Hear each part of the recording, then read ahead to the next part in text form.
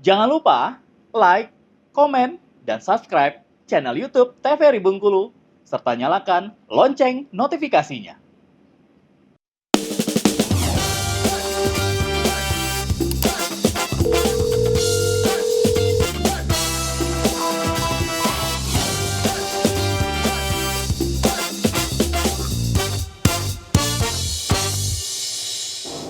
Selamat pagi pemirsa, apa kabar Anda? Semoga selalu sehat dan dapat melaksanakan kegiatan sebagaimana mestinya. Senang sekali pemirsa kembali bersama Anda bersama saya Syifa Nabila di Dokter Kito Besamo Kita Sehat. Pemirsa, hari ini kita akan membahas terkait dengan limfadenitis. Limfadenitis merupakan suatu peradangan pada kelenjar getah bening yang akan menyebabkan suatu pembengkakan atau nyeri di bagian kelenjar getah bening. Tentunya kita akan membahas dan juga mengupas tuntas terkait dengan limfadenitis.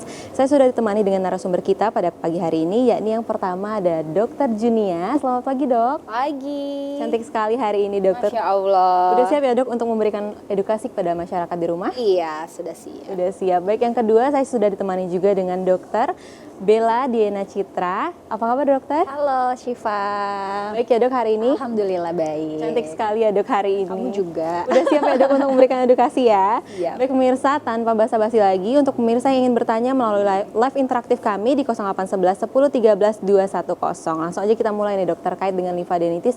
Mungkin bisa dijelaskan terkait dengan limfadenitis secara umum dulu nih, Dok, untuk masyarakat di rumah. Oke, pemirsa di rumah, selamat hari Senin sebelumnya ya. Oke. Limfadenitis itu ada nanti mirip sama limfadenopati. Kata utamanya kan limfa ya. Beda limfa kita nih dengan yang limfa yang akan kita bahas nih beda. Limfe sebenarnya itu merupakan kelenjar getah bening kalau bahasa Indonesianya ya. Kalau bahasa medisnya kita bilangnya limfe. Bukan limpa, berbeda. Oke. Kalau limfadenitis berarti ada peradangan, baik karena infeksi maupun bukan. Tapi kebanyakan rata-rata peradangannya karena infeksi. Penyebab infeksinya nanti bisa bermacam-macam. Bisa jamur, bisa bakteri, dan bisa jadi dia gejala dari penyakit lain. Itu bisa nanti kita bahas di belakang lebih lengkap. Tapi memang sering terabaikan ya, Dok ya, karena memang itu kadang gejalanya tidak terlalu khas atau memang disertai dengan gejala penyakit lain. Oke, baik, Dok. Tadi kan sedikit dibahas terkait dengan penyebab ya, Dok. Nah, untuk penyebab limfadenitis ini sebenarnya apa aja, Dok? Apa memang lebih banyak kasusnya disebabkan karena bakteri atau bisa disebabkan hal-hal lain juga, Dokter? Oke. Penyebab terbanyak itu kita belum ada data ya. Kebetulan kita berdua belum pegang data penyebab terbanyak. Tetapi sebagian besar itu disebabkan oleh bakteri. Ada juga disebabkan oleh jamur. Nah, yang paling sering kita dengar nih dan yang paling sering kita temukan itu limfadenitis TB, TBC akibat kuman tuberkulosis. Begitu. Gejalanya nanti bukannya TB ke paru ya, Dok ya, gitu ya. Tapi kan ada juga nanti dia juga menyerang saluran limfe. Kemudian bisa jadi gejalanya juga ada yang lain seperti itu. Oh, berarti bisa karena secondary infection juga ya, Dok, ya, untuk limfadenitis ini, Dok? Betul. Oke, mungkin boleh, Dok, langsung dijelaskan terkait dengan slide-nya ya, Dok ya. Kita mulai ya dari hari ini.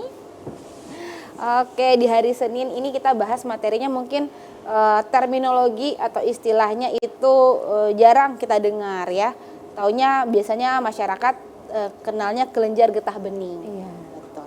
Ini ada dua nih, limfadenitis dan limfadenopati. Jadi sama-sama tapi penyakitnya nanti berbeda. Oke, ini kalau pemirsa di rumah bisa lihat, limfadenitis itu sebenarnya apa sih? Dia pembengkakan kelenjar getah bening. Oke. Akibat adanya peradangan yang disebabkan oleh infeksi bakteri ataupun virus. Ini sebenarnya saluran limfa itu ada di seluruh tubuh kita. Cuman yang paling kentara atau biasanya teraba dan terkeluhkan itu ada di bagian leher dan inguinal. Inguinal itu pergelangan lipatan paha. Oke. Nah, ini titik-titiknya. Ada yang di cervical posterior, begitu ya. Titiknya banyak di seluruh tubuh itu ada. Bedanya apa dengan limfadenopati? Limfadenopati ini nanti sebuah gangguan atau sebuah kelainan di limfanya juga. Bedanya dia tidak infeksi, bukan penyebabnya bakteri maupun virus, begitu. Nah, infeksi ini biasanya terjadi di salah satu anggota tubuh, lalu merambat hingga ke kelenjar getah bening. Oke. Selain itu biasanya pembengkakan kelenjar getah bening ini juga bisa terjadi akibat tumor. Nanti kita biasanya akan di anamnesis pasiennya ada gejala lain atau gejala yang mengarah ke infeksi atau tidak. Seperti biasa infeksi itu baik bakteri maupun jamur biasanya disertai gejala demam. Demam itu sebenarnya merupakan respon tubuh ya untuk melawan infeksi tersebut. Oke, kita balik ke gambar yang ini sebelumnya. Nah, biasanya nih kalau kebetulan saya punya bayi ya di rumah ya. Ini sering terjadi limfadenitis. Cuman yang tidak berat. Biasanya lagi batuk pilek, saluran limfanya kelenjar getah bening ya kita bilangnya membengkak. Nanti lama-lama saat radangnya reda atau infeksinya reda, dia mengecil kembali. Dia merupakan sebenarnya respon imun tubuh kita juga untuk melawan peradangan atau infeksi tersebut.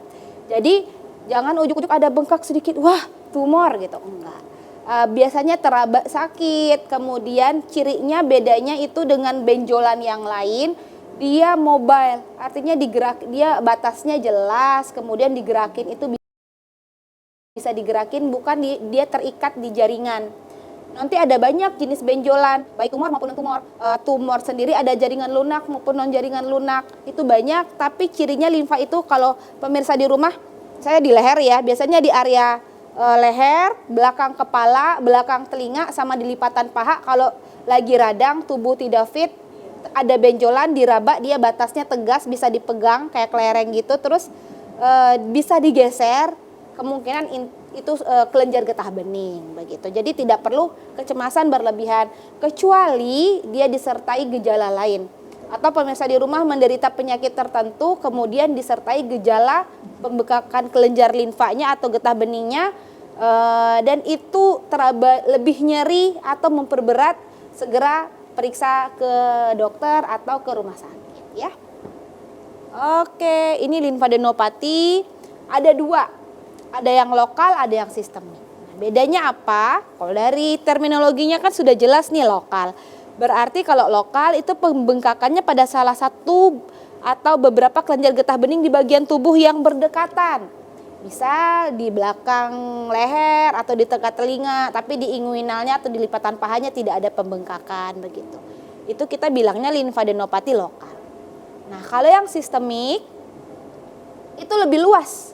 Pembengkakannya pada dua atau lebih kelompok kelenjar getah bening di bagian tubuh yang berbeda.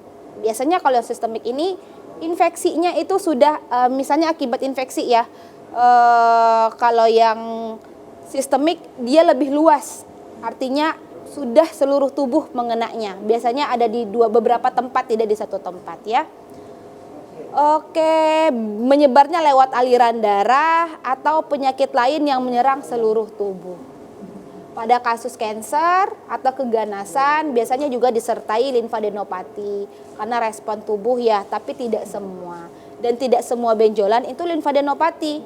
Begitu. Oke, ini contohnya ya, kita ambil contoh di infeksi virus. Kali ini kita spesifik bahasnya virusnya HIV ya.